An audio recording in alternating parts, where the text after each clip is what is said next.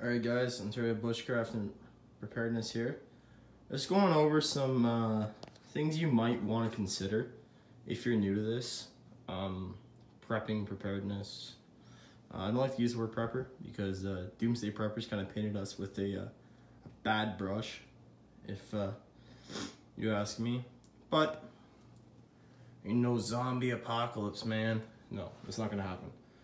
But what could happen is a storm, fire. Forest fires up here in Canada are ridiculous right now. Natural disasters as a whole. Out about where my parents lived, there was a tornado. The touchdown took out almost an entire neighborhood. Yeah, so I'm hoping that sparked a couple of people to start preparing. As a shock that they are not invincible, nor are you, nor am I, nor are any of us.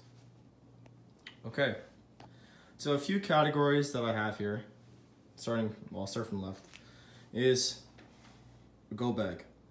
This is not complete. This is one of my kits that I'm currently working on. I will have many of these, not this exact brand, I just trying out that brand. That's a Maxpedition. They are very expensive, but great quality packs. Moving on from a go bag and a bag for each member of your house and anyone that might possibly be over. So I recommend having like another couple bags. Now they could be lower quality, they could be the same quality, depends how much you trust them. Okay, panning around over to here. This is a NATO cargo pack. It's based off of the Canadian rucksack that was in the 50s. Well, around that. Medical style stuff, pain relievers, disinfectants, petroleum jelly has multiple uses. I'll probably make a video just on the uses of that, but some just off the top of my head. Soak cotton balls in it, make fire. Put them on your lips, prevent chapped lips. Lubricate firearms, you name it really. It's a do-all. Also, put them on your zippers, lubricant. Dry bags. All your kit, in my opinion, should be in dry bags. Yeah, dry bags. Great thing to have. Waterproof, water resistant, because nothing is actually waterproof. Eventually water will get in. Yeah, dry bags. Different sizes. For example, I think this is a 3 liter and these are 5 liters. I got these for roughly about $2 each. It's a dollar store. I think these ones are like $3.50. Camp stoves. I just have a little solo stove set up here, and it's stuff sack. I'll make a video itself about that one. Compasses. I recommend to have mapping compass, a sighting compass, and just a general direction compass. There's a saying, 2 is 1 and 1 is none. Well, if 2 is 1 and 1 is none, then I got 3, so I'm good to go. The reason why I like to have 3 of them, because I took a survival instructor course while I was in Royal Canadian Air Cadets. I passed that course, and I am, in the eyes of the cadet program, which is pretty substantial up here, a qualified survival instructor. I took that in 2010, and I staffed it in 2012. Now, where is it going with that? Oh yeah, when you're in a survival situation, you are going to doubt everything. People who say they won't are lying. Yeah, so especially compasses. They are known to fail, so having 3, yes, it's more weight. Ounces equals pounds and pounds equals pain. Yeah, I get that, but I'd rather know where the heck I'm going and not doubt it, right? So if you have 1, you're going to doubt that compass. If you have 2, you can check, but you still might doubt it. If you have 3 and you still doubt it, you should probably have trained harder. Another thing, electrical tape. For securing wires, loose straps on packs, they have many uses. Many uses for electrical tape. Another thing, glow sticks. If you have a flight of stairs and you're trying to move out throughout the night, and you do not want people outside of your house to see that you have a flashlight, great idea. Military uses them. I believe these are actually military issue. Just chem lights. They're red, 12-hour. These do expire. They do expire, so check the expiration dates. Use them before then. Another reason to test your kit is to use stuff that's about to go expired. So chem lights, as I was saying, if you don't want people to know where you are, it's a great way to mark a trail or to mark a point of interest. I'll go over some tactical uses for them in future. You can make perimeter security with these, mark ranges, etc., etc. Cordage. I have probably 10 or 12 of these of this exact brand. Just put 2 out here. Cordage. This is just set line. This is not bank line, not tarred bank line. I would like to get some, but I'm having a hard time finding it. So this is just nylon set line. Got it for like $3.50 a roll. Not bad. Another thing I don't see a lot of people prepping and securing as a resource, nails. Okay, nails are gonna be king. 1, you can make fish hooks out of them. 2, you can make spears, you can make frog gigs, you can fix stuff, you can build stuff, you can traps, etc. Nails, million uses for them. Get different sizes. Okay. Moving on into food. Roman gladiators. They weren't paid with money. They were paid with salt. Now, I recommend having sea salt. I also do have some table salt. These are in prepackaged 1 pound, 10-ounce containers. A lot of salt there. This is 1 kilogram of salt. 2.2 pounds in a kilo, I'm pretty sure. So it's about 2 pounds of salt. Water. I just go to Walmart, honestly, and I buy these. They're 4 liters, which are like 97 cents Canadian. They're $1. Every time I go in there, pick one of those up. At least 1, sometimes 4, depends on what I'm getting. Another thing to grab, you know, people try to stock name brand, but it doesn't matter, honestly. I've noticed that the expiration dates on this no name brand are actually high or further into the future. One thing to note though is they are worse for you, I guess to say. More sodium, etc. You want to store a variety of foods. So here I have great value, just chunk like tuna. Tuna is an excellent source of protein. Excellent source of protein. Low in calories, however, but excellent, excellent, excellent source of protein. If you don't want tuna, the old favorite, corned beef. Yeah, as you can see, I bought this a while ago.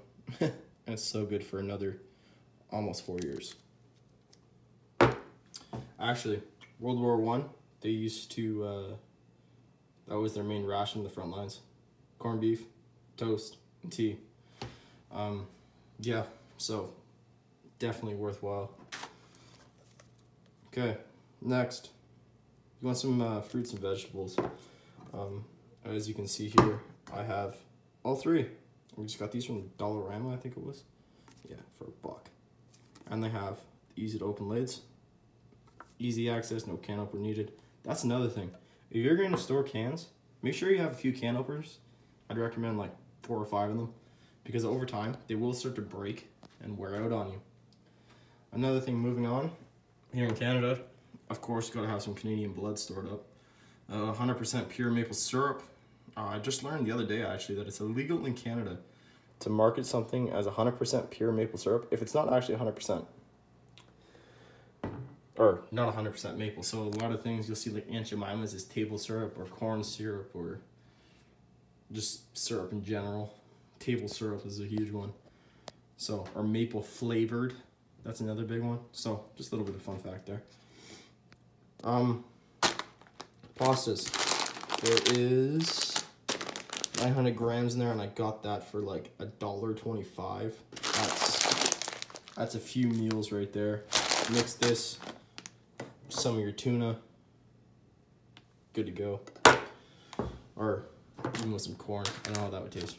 Kind of want to try it now. 5-gallon buckets, 6-gallon buckets, Mylar bags.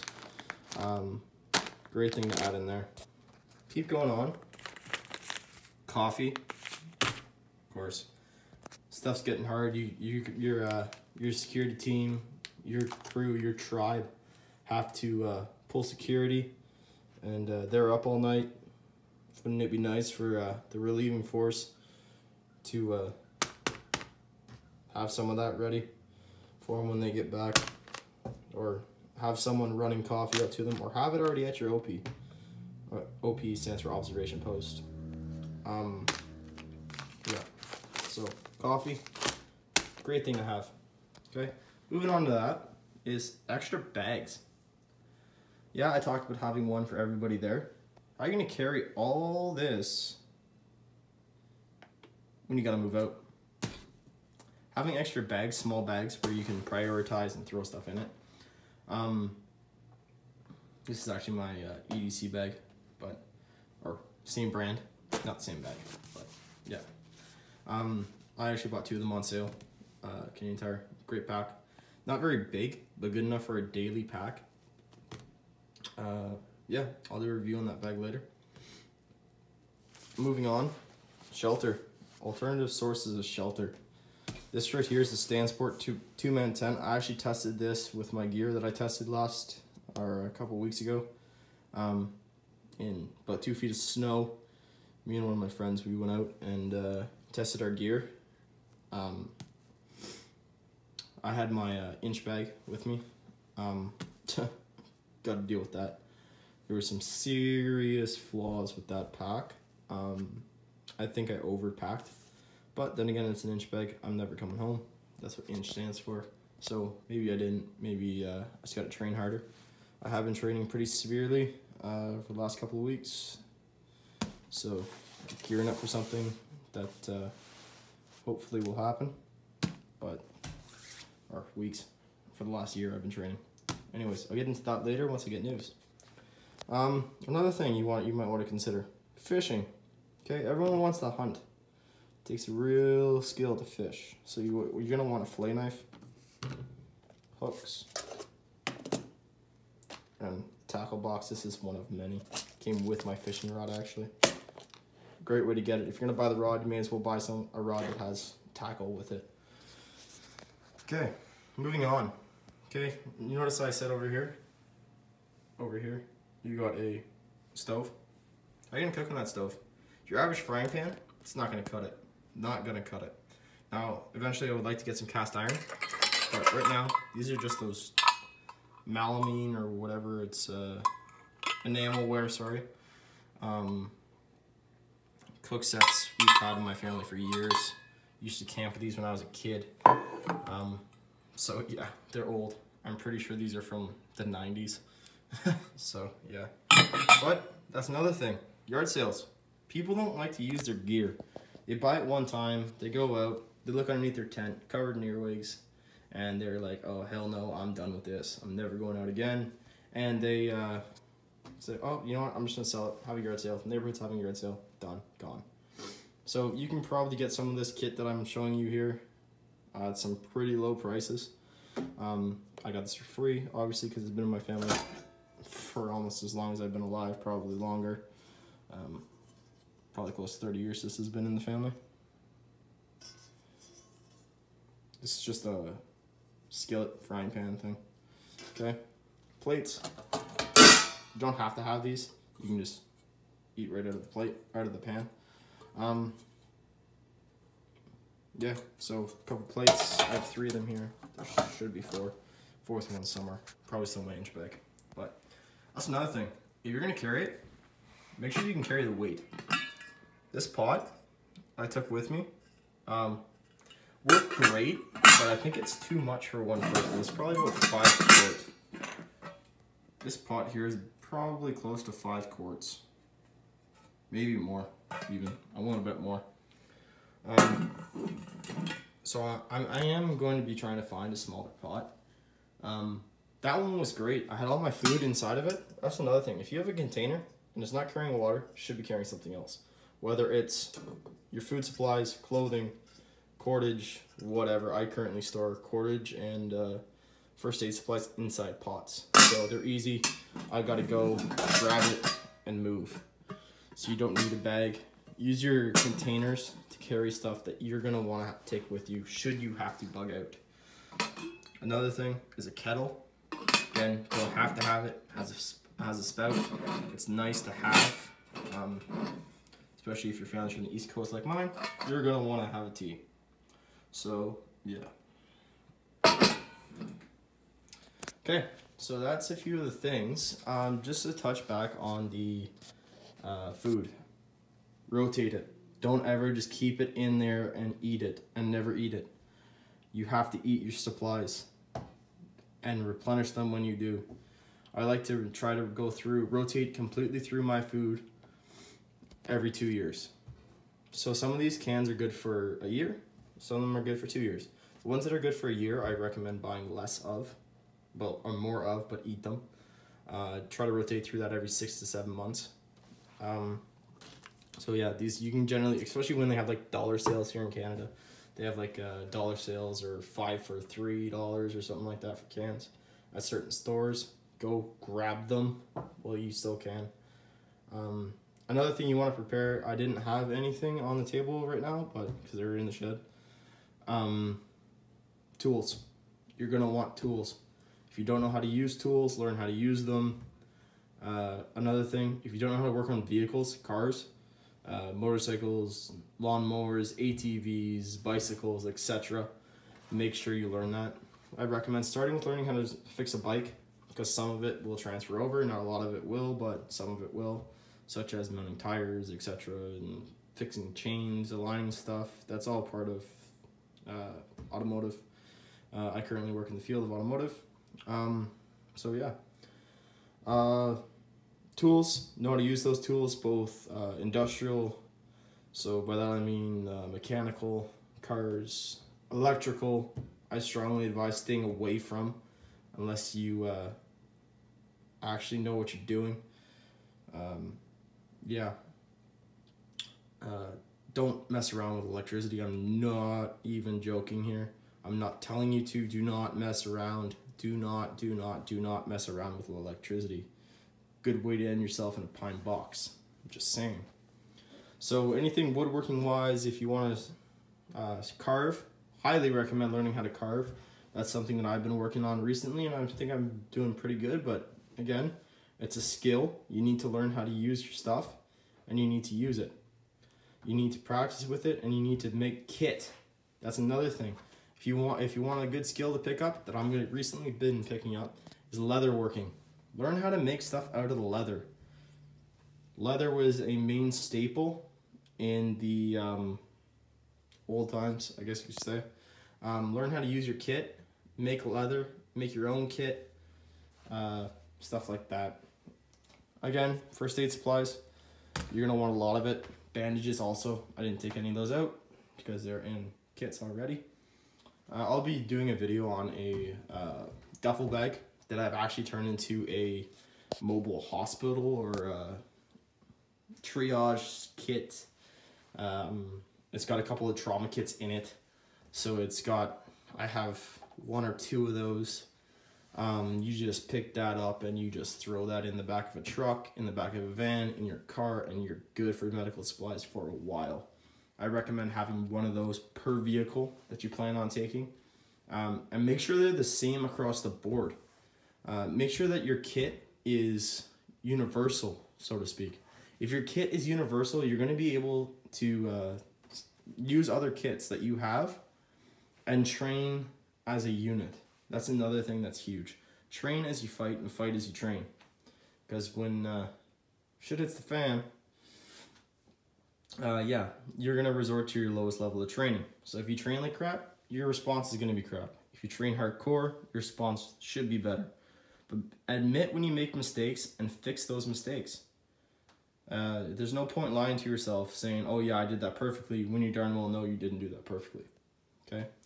So little ear nugget on that one.